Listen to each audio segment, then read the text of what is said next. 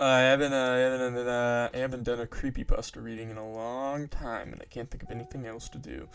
So we're gonna be doing a triple feature special today. The first one is Tomino's Hell. Okay, it states that if you read this, you're gonna get dragged to hell by Tomino. And here it is. Okay. Saijo Yaso. His older sister vomited blood, his younger sister vomited fire, and the cute Tomino vomited glass beads. Tomino fell into hell alone. Hell is wrapped in darkness, and even the flowers don't bloom. Is the person with the whip Tomino's older sister? I wonder whose blood is on it. Hit without hitting. Infinite hell's one road. Would you lead him to the dark hell? To the sheep of gold, to the bush warbler? Fit as much as you can into the leather sack, for the preparation of the journey in the familiar hell. Spring is coming, even in the forest and the stream, even in the 7 valley streams of dark hell. The bush warbler in the bird cage, the sheep in the wagon, tears in the eyes of cute Tomino.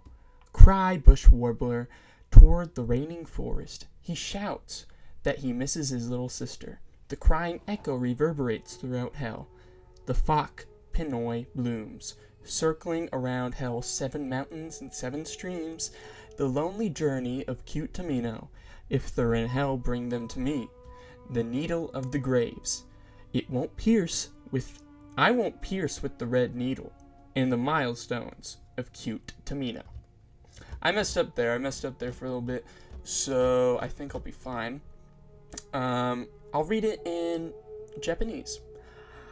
Ainwaichi wo haku, imoto wa habaku, kawaii Tomino wa tama wo haku, hitori jigoku ni ochiyaku Tomino, jigoku kiriyama hana mo naki, muchiti tanaka wa Tomino no aki aka. Muchi no shushbasha ga kai ni kakau. Tata kaya tatakirya taka kuzu totomo. Mugen tigoku wa hitoshu michi. Kari jigoku I anai wo tanamui. Kani no hitsoju no higu ishi ni kawa no fukuro niya ikaro hodo irayuo. Muden jingoku no takiji taku. Haru ga kite soru. Hashi no tani ni karu jigoku ti nana magiri kogu naya kurama nana mahi kawaii tomonu no mi tanya tamida. I can't do this. I can't do this. Anyway, the really cool image always associated with it is called I Can No Longer Be a Bride by Yuko Tatsuma. Sorry. And she was sexually assaulted, and that means, according to Japanese tradition, that she will have difficulties becoming a bride. And it is very sad. And so this random poem, this random scary image were slapped together into a creepypasta. It's very sad. Oh, we can do another one. We can do 4. This one's normal porn for normal people. I can't put this in the video title, but we'll say that. Normal porn for normal people. Let's go. Everyone knows that if you surf the web long enough, you'll find some pretty sick shit. This is especially true if you intentionally dive into the dark underbelly of the internet. I've seen quite a few things I don't care to admit to, But one thing that I'll always remember is a site called normalpornfornormalpeople.com. The first strange thing about the site was that I didn't find it by actually looking for it. It was emailed to me by someone I didn't know. The email was as follows. Hi there, found this site is very nice, thought you might like. Normalpornfornormalpeople.com. Pass it on for the good of mankind. Pretty standard issue chain letter, although the URL in the last remark really piqued my curiosity. I was having a very boring day when I got this, so I made sure my antivirus was working, and then I clicked on it. It was a very average, very generic looking website. I'm not going to visit it actually, I was going to, but I'm not. It gave the impression that the creators just barely gave a shit about making it look professional. The author seemed to have a very tenuous grasp on English, and on the front page was a long, boring, incoherent rant that I don't remember or have saved. The site had a strange tagline, which even today people haven't figured out the meaning of, which was Normal Porn for Normal People, a website dedicated to the eradication of abnormal sexuality. And by the sound of that, I wasn't sure I was going to watch porn or if I'd stumbled onto some eugenics program. But I was here now, and very, very curious to see what normal people got the rocks off to. So I scrolled down through the rant, and nothing. The page didn't seem to link anywhere else, and I was just about to leave when I noticed every word of the rant was its own hyperlink. I clicked on one of them, and was sent to a white page with a very long list of links. The form of normalpornfornormalpeople.com / random letters, close parentheses. So I stopped for a minute and asked myself if I wanted to waste God knows how much time clicking random links that would most likely give me a virus that would rape my computer. I figured I'd try for maybe 5 minutes, just see what comes up. I clicked one of the links and it was sent to another page. This page apparently had totally different URLs than the last one. I was just about to say fuck this when I clicked on the third link and a video download came up. It was called peanut.avi, a 30-minute video of a man, a woman, and a dog in a kitchen. The woman made a peanut sandwich, and a man set it down for the dog to eat. This was all that happened for 30 minutes. It was obvious that the cameraman had stopped filming and wait until the dog was ready to eat again. I didn't misspeak that time, that's what it says. And the dog seemed rather sick by the end of it. I know what you're thinking. What the hell does that have to do with porn? I have no clue. I have seen a little over 24 videos from the site, and the majority had no sexual activity at all. After watching peanut.avi, I went on a certain image board I frequent to play online show. That's what it says again. To play online show and tell. Oh, never mind, I'm stupid. Like I always do with weird shit like this. But someone had already made a thread about it. A guy who had received the same email chain as I did. The image board thread had lots of people with nothing better to do but go dig through the site, and that's how I saw the other videos. Most of the 24 videos were very uneventful, and consisted of people talking to the cameraman in a room with nothing in it but a desk and a few chairs. I mean, literally nothing on the walls, or in terms of furniture. The whole room had a very cold, sterile feel to it. The conversations were idle banter about previous jobs or embarrassing childhood moments. I kept expecting some kind of discussion about what the people were filming or what site was about, but of course nothing. You would never know these videos had anything to do with porn if you saw them out of context. I will say one thing though, the people who appeared in these videos were quite attractive. However, the other videos that actually did feature content I suppose could be called sexual is where things got weird. I'll give brief descriptions of the stranger videos. If you're really eaten up with curiosity, you can try and hunt them down on the torrent website. LickedClean.avi, 10-minute video filmed by a hidden camera in which we see a repairman working on a washing machine for the first 2 minutes. When it's fixed, the cameraman talks to the owner briefly and then leaves. The owner checks to make sure the repairman is gone, then begins to leak all over the top of the washing machine. This goes on for 7 minutes. Jumbo.avi. Jimbo.avi. A 5-minute video of an obese mime performing his act. It's actually pretty funny, particularly one bit where he pretends to pull up a chair, then pretends that it breaks under his weight. In the last 30 seconds of the video, the camera cuts to a static briefly and cuts back to the man sobbing quietly, still wearing a mime outfit and makeup. Some kind of obscure fetish? Diana.avi. 4-minute video in which the cameraman talks to a woman in a room different from the interview room. This room looks like one you'd find in a normal person's house, except where they are is never specified, as Diana only talks about her violin playing. I was about to say Vienna. She obviously plays her piano, but keeps getting distracted by something. I didn't notice this until someone on the image board thread pointed it out, but if you look at the mirror in the background, you can see a fat man in a chicken mask masturbating. Jessica.avi. Another 4-minute cameraman video. This time he's outside a house talking to another young woman. They talk about canoe rides. The camera zooms out to reveal the city streets behind them occasionally. The strange thing is that no one so far has been able to identify where the street is. Guesses have ranged anywhere from Europe to Australia to the Philippines, but there's yet to be a match for the street shown in the video. Tonguetie.avi.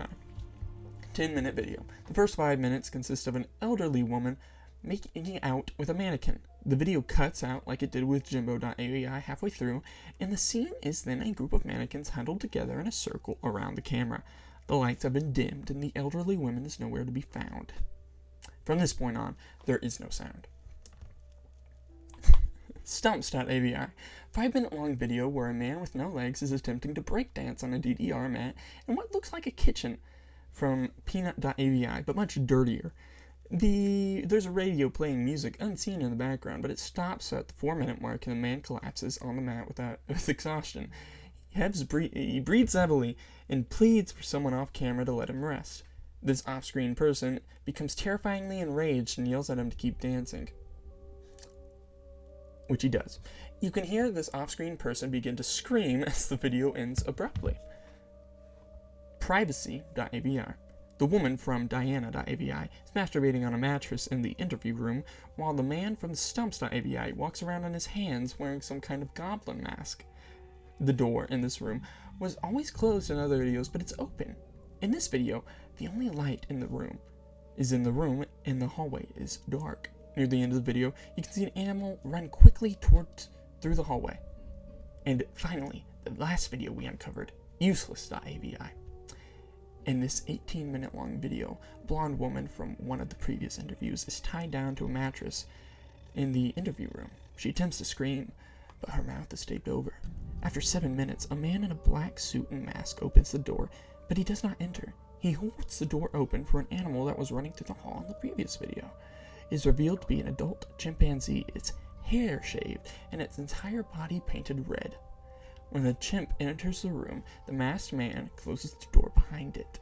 The chimpanzee sniffs the air for a moment, it may have been blind, and notices the woman tied to the mattress. It goes into a frenzy and begins to maul her. The assault goes on for a grueling 7 minutes until the woman finally dies. The chimpanzee eats the flesh of a corpse for 4 minutes as the video abruptly ends. The thread exploded with activity after this video was uncovered, and multiple people discussed it long into the night. When I came to the image board the next day, I found it had been deleted. When I tried to start another one, they banned me. I tried emailing the guy who sent me the chain letter with the site's URL. I sent him 5 messages and never got a response. I have tried to discuss this on multiple websites on various places and have been banned frequently. The site itself was also deleted about 3 days after Useless.avi was uncovered, likely because someone contacted authorities about it. The only proof that normal porn for normal people ever existed was a few screen caps people took, and the videos from the site that people saved and uploaded onto torrents, most popular of which was Useless.avi, which found its way on a few gore websites. Wherever you upload them, all the videos from normal porn from normal people get deleted after a while. I found this one pretty funny. It's just, it is pretty funny. Oh, you know what? We can do 5. This one, I hear weird noises, I'm sorry. This one is brand new. Brand spanking new. I just saw it get uploaded. So we're gonna be looking at it. It's called Nobody Survives. In the mid-2000s, the VTech V.Smile was a popular education and gaming console for kids. It boasted colorful graphics, fun games, and a friendly mascot named V-Pal. However, there was a darker side to the seemingly innocent device. Rumors began to circulate about a certain game cartridge called Nobody Survives. It was said that this game was not sold in stores, but was somehow obtained through mysterious means. There were no official records of its existence, and those who claim to have played it are few and far between. According to those who have experienced it, Nobody Survives was a disturbing departure from the usual V-Smile games. The game would start innocently enough, with V-Pal welcoming the player to a new adventure, but as the game progressed, things took a sinister turn. Players reported experiencing strange glitches, such as distorted graphics and eerie sounds. The game's objectives turned increasingly cryptic and unsettling, with tasks that seemed that no other purpose other than to disturb the player. The game would often address the player by name, even though no personal information had been inputted. The most chilling aspect of Nobody Survives was its ability to seemingly interact with the real world. Players claimed that they would receive phone calls from mysterious numbers after playing, with a voice on the other end whispering cryptic messages. Some even reported seeing the V-Pal's face appearing on their TV screens when their consoles were turned off. As word of the game spread, parents became concerned and VTech was bombarded with inquiries. However, the company denied any knowledge of Nobody Survives and insisted that it was a hoax or pirated game created by a third party. To this day, Nobody Survives remains a mystery. Some believe it was an elaborate prank, while others think it was a glitchy prototype that was never meant to be released. But for those who claim to have played it, the memories of Nobody Survives is a haunting reminder that not everything is as it seems, even in the world of children's games. What a gym. That sucks.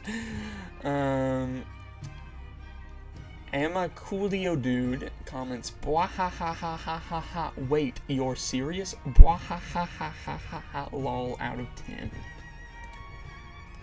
I would have to agree. Bwah ha ha ha ha ha ha ha. Lol out of 10. I got a retainers on my mouth dry, so let me go get some more drink. Hold on. Okay, it's the next day and I don't have my retainers in. My teeth still hurt, but it's cool. Let's see, what's next? Creepypasta, he who should really not be named. Candlejack. Really, is an emphasis there. In this world, there exists a spirit, neither male or female. The spirit is covered with a dark cloth, with a separate white cloth covering its head. It is said to carry an enormous brown burlap sack in which it holds its victims. It is said that the second its name has been called out, either directly or indirectly, the person is collected and becomes property of the spirit. Many who have witnessed its appearance have been said to have gone insane and were later found with their eyes gouged out. This spirit is very, very real, and failure to prevent the mention of its name will cause Candlejack to come and whisk you away. It cuts off at the end, get it? Because he got taken by Candlejack. This one's funny because it is a direct ripoff of the Freakazoid villain Candlejack, that when you say his name, he comes in a charter bus and kidnaps you. And he's got a white sack on his face, and he's covered in dark cloth, and so it's really funny that they just took the Freakazoid villain and made him into a creepypasta that gouges at your eyes and makes you go insane. That's pretty humorous. They didn't even try. Okay, I know it was written in 2008, but you can still look up Candlejack and see that it's from Freakazoid. Stupid, stupid child.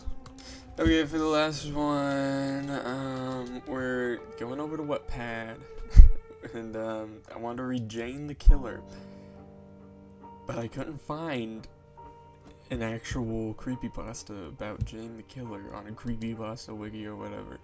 And so I looked up Jane the Killer, and it was here on Wattpad under Creepypasta Origin Stories by Lady Mary Evangeline, that one music group. Oh, wait, I know they have a song that everyone knows. Am I crazy? I might be crazy. Yeah, okay, I guess it is a song. It's not a band. Evangeline. It's Evangeline. It's also a tale of Acadie, and it's an epic poem by Henry Wadsworth Longfellow. That's cool. Steven Sanchez did a song of it in 2023. Doctor, 1,000 degrees in love. Oh, just sing between the two of us. Pretty good. Alright, Jane the Killer by Lady Marie Evangeline. Seriously. Now listen, the only reason I'm going out of my way to tell any of this...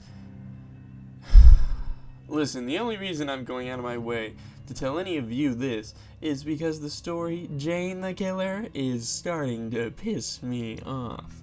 My real name is Jane Arkansas. Are you serious? It's Arkensaw, like how you say Arkansas. Not how you spell it, Arkansas. That is stupid. My real name is Jane Arkansas, aka Jane the Killer, and this is how I met Jeff, the reason I look the way I do, and why I want to kill him. When I heard that a new family had moved in across the street, I wasn't that surprised. It was a nice neighborhood, and the house was relatively cheap considering where it was. I guess I was about 13 to 14 when everything went to hell. I never really talked to Jeff when he moved in. To be frank, I never talked to him until that night. But it's too soon to talk about that now. My first impression with Jeff was that he was a good kid, probably got nice grades, really got into fights, maybe even a cool guy if he opened up to someone. His brother Lou seemed like he put his family first by the way he sat with his brother on the sidewalk. Of course, I was just guessing at that time, and didn't really put that much thought into my analysis because I was getting ready for school when I looked out the window, and I was running late, which was unusual for me at that time in my life because I was hardly ever late for anything, especially school. I wasn't surprised when I saw Randy and his stooges go up to Jeff and Lou on that stupid skateboard of his. Randy was nothing but a bully. He always picked on anyone who was smaller than him. He was even the reason my parents drove me to school instead of letting me take that bus like everyone else. Everyone had their lunch money or some kind of cash given to Randy and his goons because of some toll that he demanded from anyone. We all knew Randy groups had knives and threatened to use them on anyone we ever told anyone about the money he took from us or the other kids on the block. Everyone except the new kids they were trying to intimidate like the rest of us. When I saw Randy talking to them through the window, I just looked away. It was a wussy thing to do, but I had better things to do than watch another kid hand over his money to Randy. The curiosity got the better of me, and I looked a few more seconds. What I saw left me speechless. Jeff was standing now, and it looked like Randy had already had what he wanted. Just sit down, I thought. Don't be stupid! Then I saw Jeff punch Randy in the face and break his wrist. Oh my God! I whispered, then I yelled, "You idiot!" My parents ran down the stairs and asked what happened. Then they looked outside and saw what was going on. Jeff had already cut the skinny guy, I think his name was Keith, and he went down screaming. Troy went down in only a single punch. Since my house was across the street from where Jeff and his brother were sitting, with the front of the house having big windows, we saw the whole thing. Or at least I did. My parents came into the part where Randy stole their wallet, so they didn't know the whole truth. It was disturbing watching Jeff fight. He was enjoying himself too much. I felt a knot in my tummy, like something was happening that shouldn't be, and from the look of Lou's face, Jeff didn't do this kind of thing often. Next thing I hear, sirens, and the new kids bolted out of there. The cops came around with the bus driver to check on the victims. It seemed they were going to be alright. You know, considering the amount of crap kicked out of them. Since my parents' policy was no cops ever since my dad got framed by a narc cop when he wanted to draw attention off of himself when police were investigating a case of the missing coke. It ended with my dad quitting the force.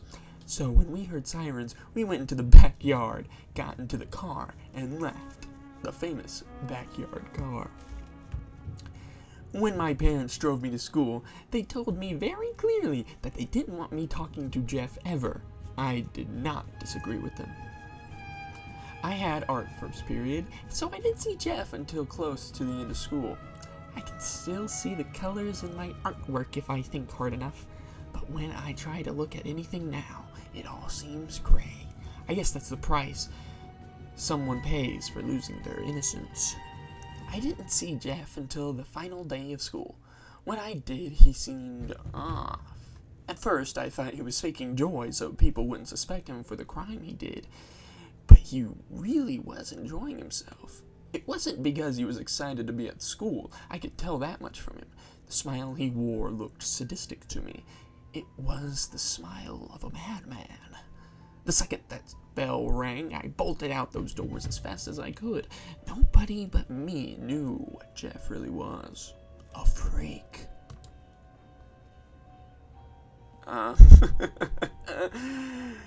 There's some notes on here.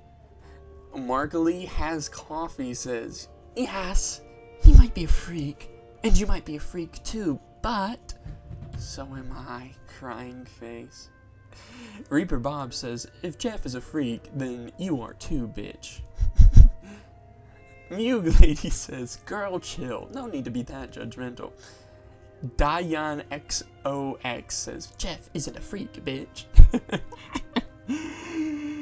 Delulu says, first off, you need to see a Dr. Dean because Jeff is obviously mine. Back off. Casually Gay says, you say that like it's a bad thing.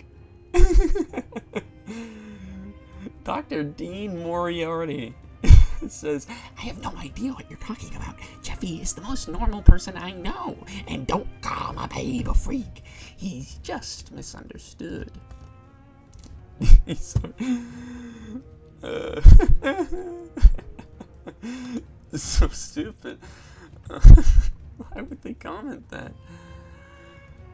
The next day seemed to be passing without incident at first. Then I saw the police car in front of Jeff's house.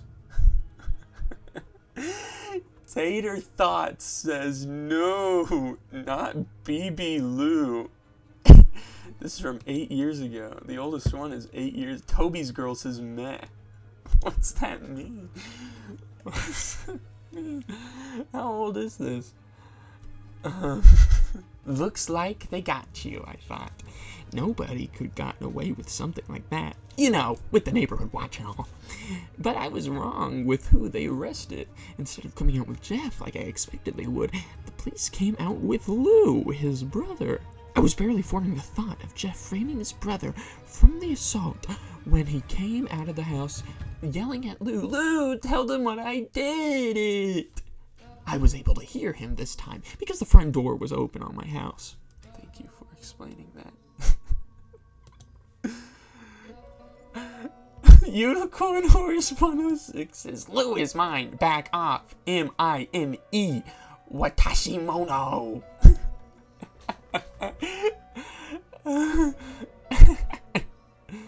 A Pure Cherry says, okay, he's Y-O-U-R-S. My God, that little whale face.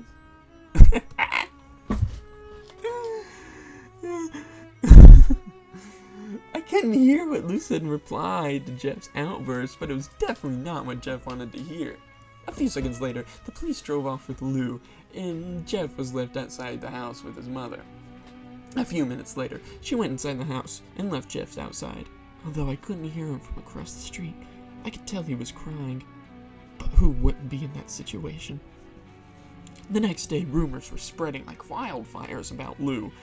It took so long for the rumors to get started because everyone was afraid to talk about Randy getting his ass handed to him. When it was revealed that he wouldn't be coming back to school for a few days, everyone decided to take advantage of that fact and enjoy it as much as possible, and lots of random bullshit started popping up. I heard Lou cut Keith's arm off. Oh yeah? Well, I heard that Lou hit Troy so hard in the stomach that he roughed up blood. That's nothing. I heard that he punched Randy so hard in the nose that it came out the back of his head, etc., etc., etc.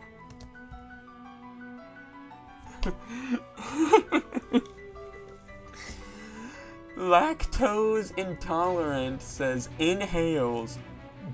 Boy. Mew lady says that's.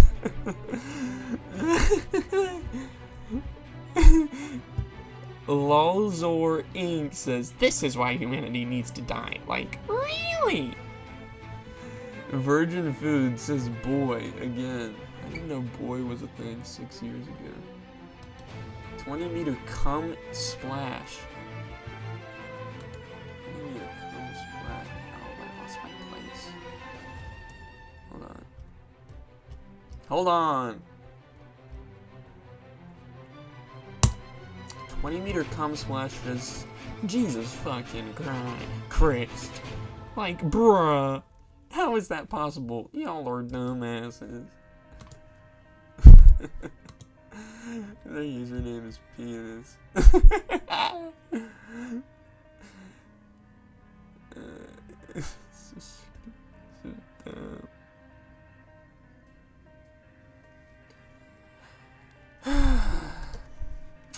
Where was that?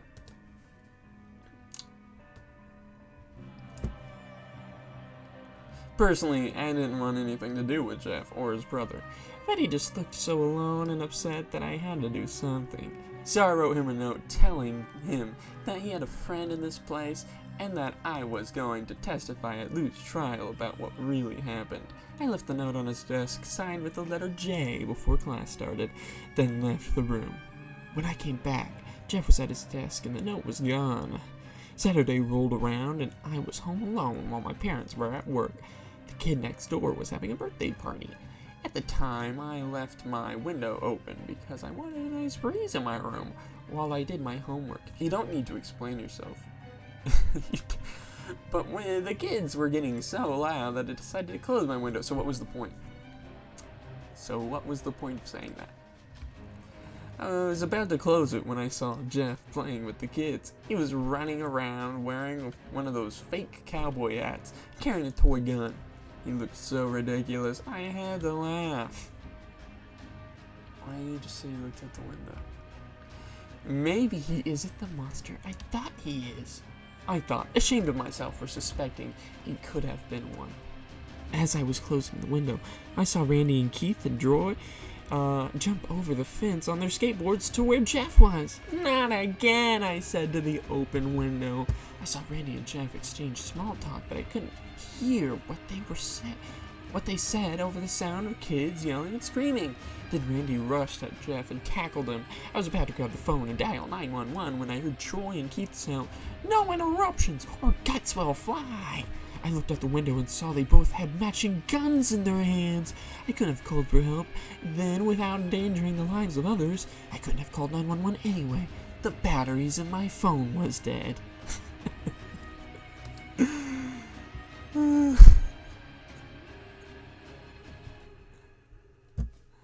Oh my god. People are mad at her in the comments. Jane, you freaking dumbass.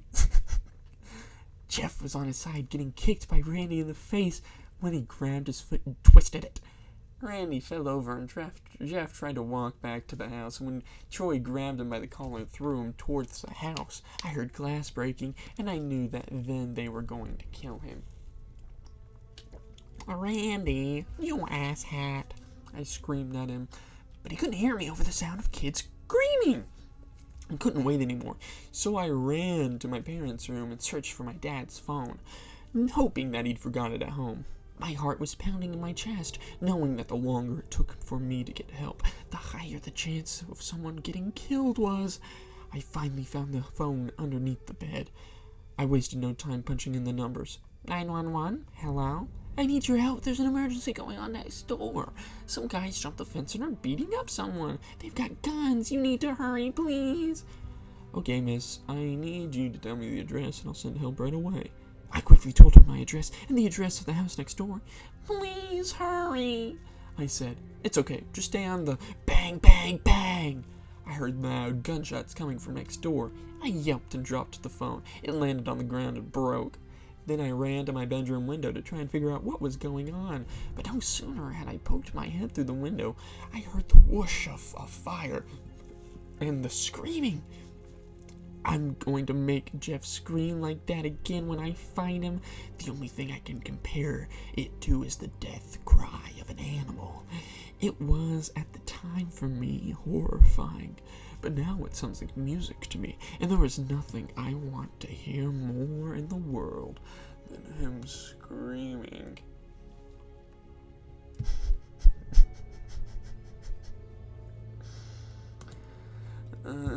I saw fire spew out of the house like an angry dragon. I ran downstairs immediately and got a portable fire extinguisher from the kitchen and ran outside. As I was running, I popped the pin from the fire extinguisher for emergency use. And luckily, the door was unlocked as I barged in, but when I saw Jeff, I completely froze. He was lying at the bottom of the stairs, almost completely on fire, with adults trying to put it out. I saw bits of his skin through all the commotion, some parts pink, some parts charred, but it was all covered in red. At the sight of this, I screamed and then I passed out. Last thing I remember is some adults running towards me, whether it was to help me or to get the fire extinguisher, I don't know. When I came to, I was in the hospital bed, wearing one of those gowns that patients wear. Ooh. It's very smart. A nurse came in moments later. She had long brown hair and a bun hidden under her hat. Famous nurse's hat. She looked like she didn't want to be there. I asked her what happened. All I know is that you were brought in with a few other kids because you fell and hit your head on a fire extinguisher, she said, annoyed. A fire extinguisher? I reached up my hand and touched my head. I felt bandages and a large bump the size of an orange. Then I remembered Jeff. One of the guys that came in here with me, the one with the burns, is he gonna be alright? She sighed. Listen, there was 2 boys that were brought in with you that had burns, and no, I'm not letting you see them because he's your boyfriend. I felt heat rise to my face. He's not my boyfriend. I'm just worried about him. Wouldn't you be worried about someone you saw burning alive in front of you? I tried to keep my voice steady, but my voice quivered enough to make it sound like I was lying. Whatever. Your parents are on the way, by the way. Want to see them? She asked. Yes, of course. Anything to get me away from that nurse. My parents came in and the nurse finally left. They asked what happened. I told them. The fight, the note, all of it. I knew that Randy was no good, my mom said. So, have you heard anything about Jeff's condition? I asked. No, not a thing, said my dad. We just got here as soon as we heard what happened to you. But who told you? I asked. I didn't think I saw anyone at the party my family knew. The hospital called us, my mom said. Well, I guess that makes sense. It made absolutely no sense, of course. How could someone be able to identify me without having any form of identification? I looked in the doorway and saw a man and woman standing there. My parents followed my gaze and saw them too. Excuse me, but is this Jane Arkansas's room? The woman asked. Yes, my mother answered. Who are you? I'm Margaret, and this is Peter, my husband. She gestured to the man beside her. We're Jeff's parents. I sat up in my bed. I'm Isabel, and this is my husband Greg and our daughter Jane. My mom gestured to me. So you're the girl who ran with the fire extinguisher, Margaret said. Yes, I said quietly, embarrassed. So is your son all right? He just came out of surgery a few hours ago. The doctor said he will be fine. I relaxed at the thought. That's good, I said. Listen, I know what happened to Jeff and Lou on the first day of school. Then I told Jeff's parents what really happened to Randy and his crew. I have no idea Jeff was capable of something like that, Peter said. I'm willing to testify that Lou didn't beat anyone up, that only Jeff beat up Randy and his gang in self-defense. No need, said Margaret. Lou is being released from prison after what the boys did. That's good, I said. We just came to thank you for trying to help our son, Jane. It warms our heart to see selfless people in your generation. I blushed. I did anything anyone would have done in that situation. I looked down. I'm not a hero. Nonsense, Margaret said. The least we can do is invite you over to our place for dinner when Jeff gets out of the hospital. I looked at my mom and Dad. It would be an honor, my mom said. It's settled then. We'll call you as soon as Jeff gets out of the hospital. We said our goodbyes and then left. I have to take a break. This is horrible. Okay. I yelled at some kids on Roblox. My mom said my behavior was concerning, so I'm kind of like Jane the Killer. I said about 2 days passed, and I was allowed to be released from the hospital. During that time, I had no contact with Jeff or his family, but I heard that Lou was released from jail and Jeff's wounds were healing. When I got back to school, even though it was the final day of school, whatever, I became the center of attention, more or less, because I was the only one who saw what happened at the party. But the only people I told about what happened were my friends, Danny, Marcy, and Erica. I didn't know what to tell them, so I told them what I saw. Sounds like Jeff got his ass handed to him, said Danny. She had raven black hair with sapphire blue eyes. She was usually the most level-headed of us. Well, at least he went down fighting. I heard he took those idiots to the hospital with him. Erica snickered. She was always dressed like she was from the 80s or something. Long, thigh-high, rainbow-colored socks with hair to match, and always wearing some kind of backpack with her. He also took Jane to the hospital. Maybe she's going to beat him up too. She laughed. Marcy laughed. She seemed to be the girly girl of the group. She was blonde with brown eyes, and nearly every time we saw her, she had some sort of pink on her, whether it was the color of her shirt or the jewelry around her neck. She was one of the biggest drama queens I knew, always stretching out the truth or blowing something out of proportion. I told you, I went over there to try and help Jeff because something was wrong, I muttered. I was the plain Jane. Brown eyes, brown hair, green eyes. Completely unremarkable looks-wise. Or maybe you wanted to see your love one last time before he got left to go get help for himself, Marcy said in a dramatic voice. I just looked at her eyes with my eyes, the size of dinner plates. What? You can't deny it, Jane Arkansas. You have a crush on Jeff. Every blood cell in my body decided to migrate to my face at once when she said that. What? No, I just wanted to help him is all. Liar! I saw that you leave that note on his desk. What was it? A confession for your love with him? No, it was nothing like that. So you admit you left a note with him. What do you mean? I was just guessing. She gave a cynical little smile and then just waited for my response. The other girls started laughing at me. Jane, it's only a joke. I was just kidding, Marcy smiled. Your face is redder than a tomato. Erica cackled. I hate you all, I grumbled. Oh, stop being so serious. Danny put her hand on her shoulder. Come on, let's get to class. The weeks went by. Everything seemed to be normal. I think Lou even made a few friends. Everything was normal. Nothing happened. Lou came to me one day and told me about Jeff. Excuse me, your name is Jane, right? I turned around and looked. It was Lou. Yes, you're Lou, right? Jeff's brother? Yeah, he said, a little uncomfortable. Then again, so was I. Look, my parents wanted me to tell you that Jeff is getting his bandages removed in a few days, so expect a phone call inviting you to dinner soon. Well, thank you, I said. He was about to turn away when I said, hey, listen, what you did for Jeff, that was really respectable. Thanks. I heard you tried to help my brother with a fire extinguisher. That was cool.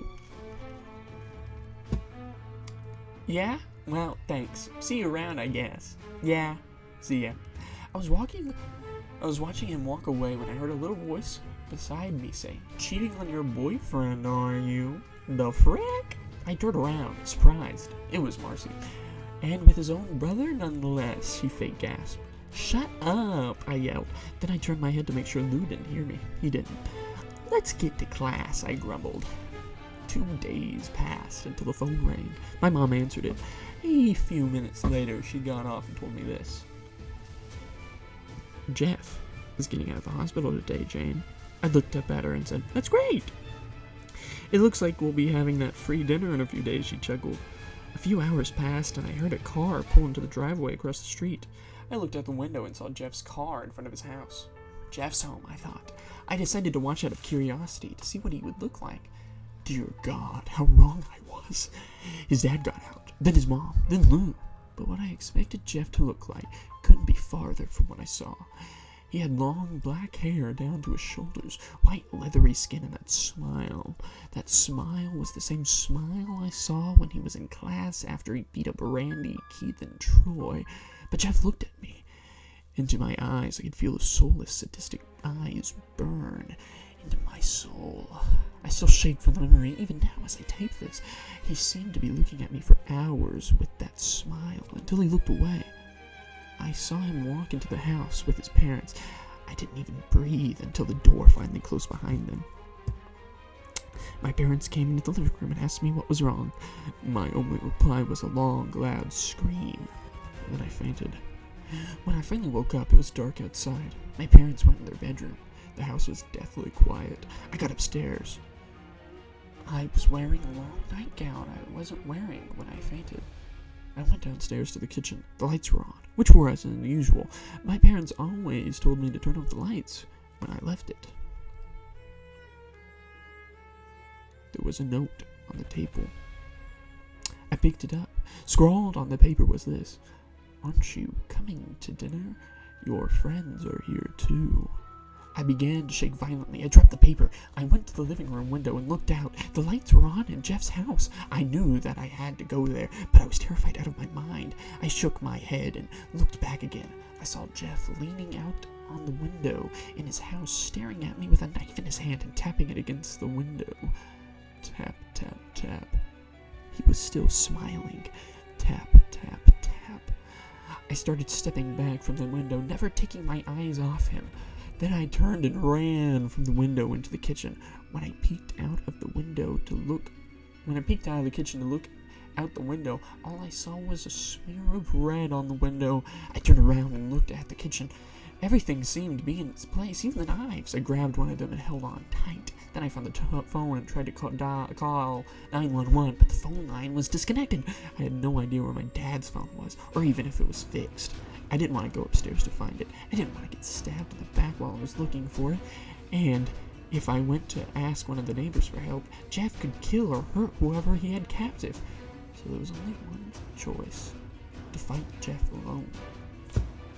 I clutched the knife tighter and went to the front door, put on my shoes, and went outside. My hand lingered on the doorknob as I stepped outside, but I knew what I had to do. I let go of the doorknob and marched across the street to Jeff's house. As I got closer to the front door of his house, I began to slow down. My knees began to shake, my palms began to sweat, and I started to breathe faster and shallower. Before I knew it, I was standing completely still on the front door, panting like a dog. I manned up, grabbed the doorknob, squeezed my eyes shut, and jerked it open. I stood there in the doorway with a knife in my right hand and the doorknob in my left, too terrified to open my eyes, until I heard a voice say, Looks like you made it. I'm glad you did, friend. I opened my eyes, then screamed. His eyes were large and unblinking, and his smile was red. He had carved a smile into his face. His clothes were covered in blood, and then I passed out. The third time in the story. When I woke up, I was at a dining room table. My knife was gone, and when I looked up, I saw people sitting at the table. It was my parents, Jeff's parents, his brother, and my friends. They were all dead, with smiles carved into their faces and red cavities in their chests. The smell was unbearable. It's undescribable. Unlike anything I've ever smelled before, it was the smell of death. Let's see some of the comments. I wish Lou became Jeff's sidekick, though, and then Jane his GF. I'm just like, WTF, WTF, WTF. Hey, yeah, what about homicidal Lou? Reads this. Your parents, Jeff's parents, your friends, and Lou. Wait, Lou? Is it bad? I kind of want to smell that.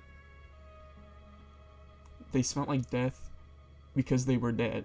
I do believe that I like this version of the story, Jane, better than the other Jane. Her friends deserved it. I thought Lou was still alive, though. Lou was like the first one to die in the story. The original Jeff the Killer story. Did someone write... Did someone write a little fan fiction about Lou becoming killer? Hold on. Killer Lou. Killer Lou. Jeff the Killer. Homicidal Lou. Yeah, okay, so... Homicidal Lou by Vampire Note 13. So it was an Ask blog. There's a Draw My Life. We finally unmasked Homicidal Lou at 3 a.m. Homicidal Lou took my camera and recorded me. The same woman wrote a Homicidal Lou. It's not nearly as long. That is. It's concerning what Jeff the Killer did. How he spawned so many so many people. I tried to scream, but I had a gag in my mouth and I was tied to a chair. I looked around the room in disbelief. Tears were welling up in my eyes from the sight and smell of the bodies. Look who's finally awake. I turned and looked beside me. Jeff was there. I tried to scream, but the gag was in the way. Yeah, you said that before. Suddenly, he was beside me with a knife against my throat. Shh, shush, shush, shush. It's not polite to scream at friends. He began sliding the blade across my face, constantly tracing invisible lines from the corner of my mouth up my cheeks in a large, grinning smile. I shivered as he did this. When I turned away from him, he grabbed the back of my head and forced me to look at the scene on the table. Now, don't be rude. You're insulting everyone by not looking at their pretty faces.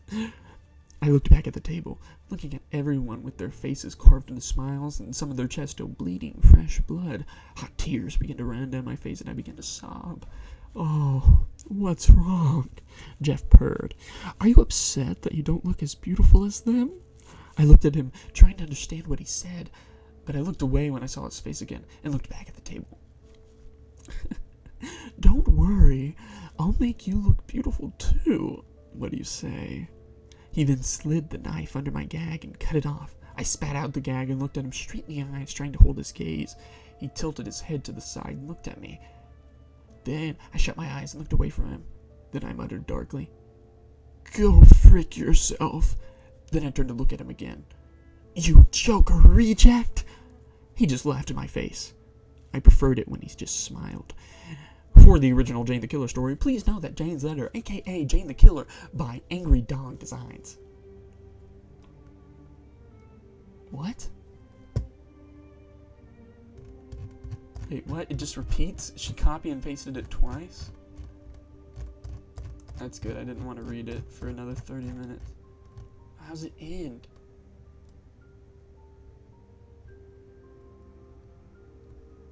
Wait, What?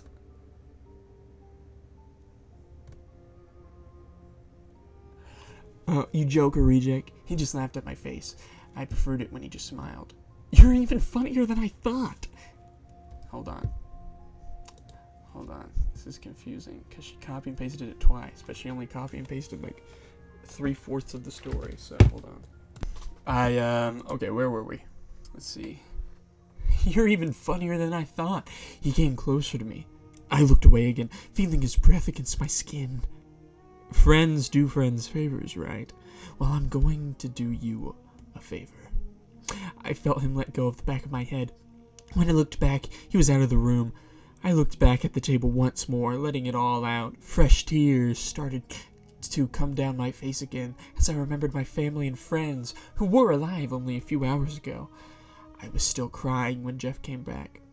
Don't cry, he said. It'll all be over soon. I looked down at him. How do you look down at him? And saw he was holding a jug of bleach and a can of gas. My eyes widened, and I looked back at him. I don't have any alcohol, so this will have to do. Then he began to douse me in bleach and gasoline. You better hurry, Jane. We had better hurry, Jane. I've already called the firemen. Then he lit up a single match, lit it, then threw it on me. The flames erupted as soon as the match came into contact with me. I screamed as loud as possible. The pain was unbearable. I could feel the flesh melting off my body, the heat invading every pore in my body. Blood erupted in its veins, evaporated in its veins, and my bones became charred and brittled. Before I blacked out, I heard Jeff laughing. See you later, my friend. I hope you become as beautiful as I am. Then everything went black. When I woke up, I was sitting in a hospital bed, bandaged from head to toe. Everything was spinning, and it hurt to blink, to breathe. I looked around and saw an empty room. I groaned loudly because my mouth was bandaged. Everything hurt. A nurse came in a few minutes later. Jane, can you hear me? I looked towards her. The room started spinning even more. Jane, I'm your nurse, Jackie. I don't know how to say this, but your family died in a fire. I'm sorry. Tears started falling down my face again. I sobbed. No, honey, don't cry. You won't be able to breathe if you do that. I couldn't stop. Jane, I'm gonna give you something to calm you down, alright? I felt something run into my bloodstream, then I fell asleep again. When I woke up again, I could move more. My body wasn't as bandaged as when I first woke up. I looked around and saw my room had flowers in it. Some were fresh, some were dying. I tried to get up, but a nurse came and put me back down. Easy, Jane. You're going to be asleep for a while. Try and take it easy. I tried to speak. My voice came rough and sandpapery. How long was I asleep? Almost 2 weeks. You were put in a medically induced coma in order for your body to heal. I'm the same nurse you saw the first time you woke up. Glad you said that. Give me a mirror, I said.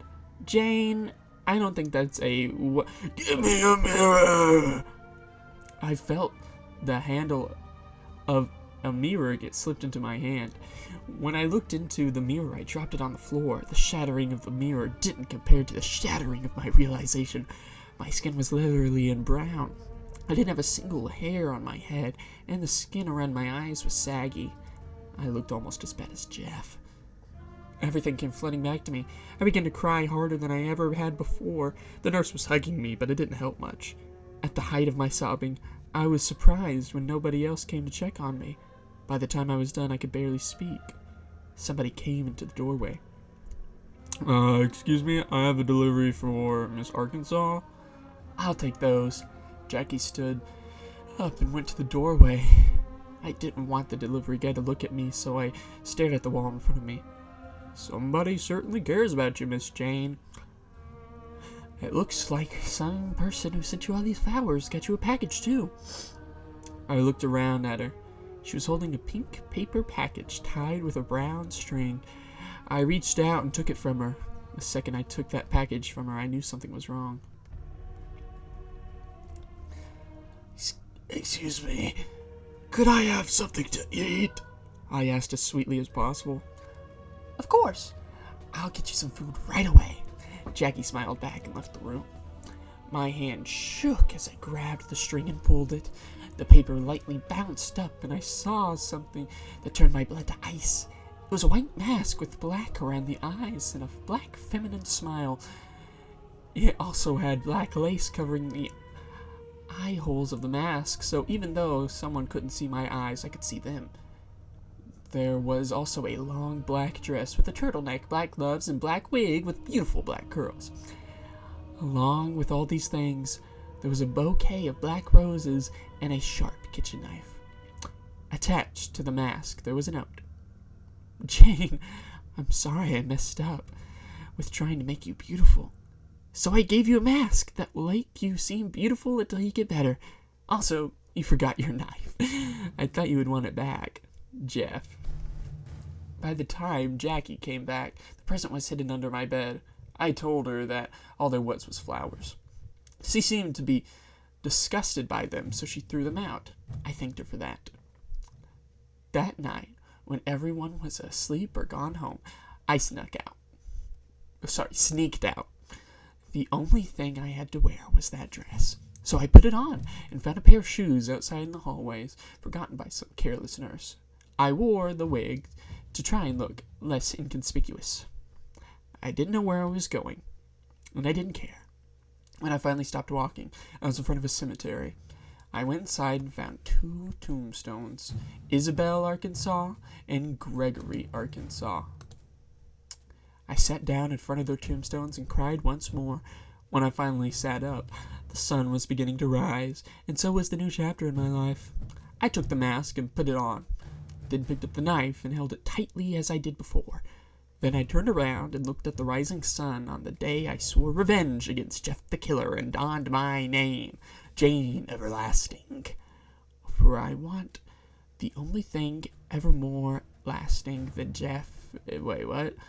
For I want the only thing to be ever more lasting for Jeff than his madness to be his death.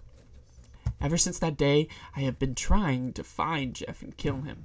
Hunting him like the animal he is. I will find you, Jeff, and I will kill you. As for the photo that has been popping up of me saying, don't go to sleep, you won't wake up, that pretty much explains what I want to do with Jeff's victims, preventing them from becoming victims in the first place. Whoever said I killed them so they don't get killed by Jeff is a gross overstatement. So, that's my story. Whether you accept it as fact is not up to me for me to decide. Now, if you excuse me, the sun is going down, and the hunt is beginning once more. What's the oldest reply? Hold on. Oh, wow. Okay, let me find some. The replies are from like 8 years ago. As recently as last month. The first reply is, this is really good. I think I'm addicted to creepypastas now. And Ghostly Whoosh replied, me too. And then the most recent reply is from like a month ago, I think. Let's see. Yeah, okay, so a month ago, Black Girl Reality says, I always liked to play with fire. Oh, Moldy Child said, sorry I killed your family, etc. And now you look like fried potato. Lots of love, Jeffy.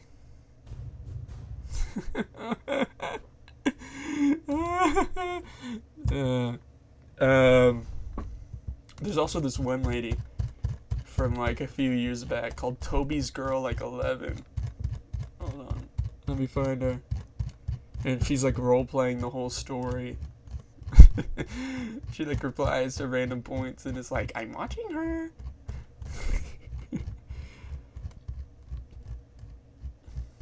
Hold on. There's just so many. Oh, here it is. Toby's Girl 777. I'm in the shadows looking for new pastas. I'm watching her. Who you calling a freak? He's my friend.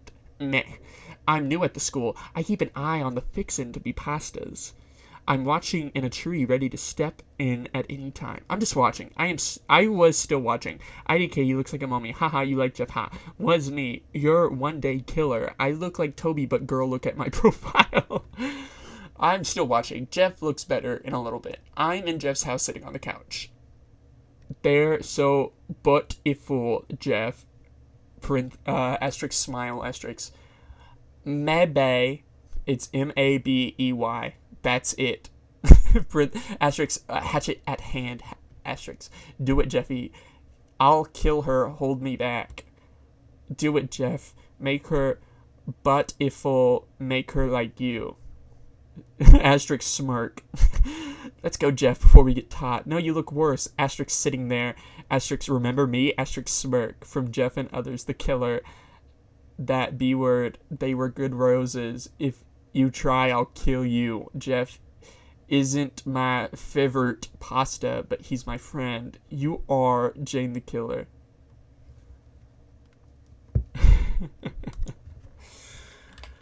Oh my god. I have a Wattpad account. My mom made it for me with my Facebook account. And it's got my real name in it. She used my real name. So if you oh my god, I wish I could delete it. It is genuinely horrible. Oh my god. I'm gonna contact them. I'm gonna email Wattpad and see if they can delete my account. 'Cause wow. I was like 12 when I wrote these. I kinda don't want to delete it. Now I'm just looking at it and it's like, oh, my Facebook account got deleted. You know what? I was like 10 to 12 when I lost this. So if you can find it, if you find it, I'll give you $400 to do a reading of all 3 of my stories. So yeah, and that's it. That's all the creepypastas I have today. I used to like them a lot. Okay, not like into them. I wasn't like role playing as Jeff the Killer's boyfriend or whatever, but I thought they were somewhat interesting. Especially some of the good ones, some of the more interesting ones, but they're not that great. I think that they are pretty horrible, actually. Any of the good ones, just like write an actual book. My last message was from 2015. How old is that? That was 10 years ago? I was like 9, 10? I was 10 when I had this account. And it is 200 followers, exclamation point, exclamation point, exclamation point. Yay, keep it up, people, exclamation point, exclamation point. Smiley face with capital D. Okay. Well,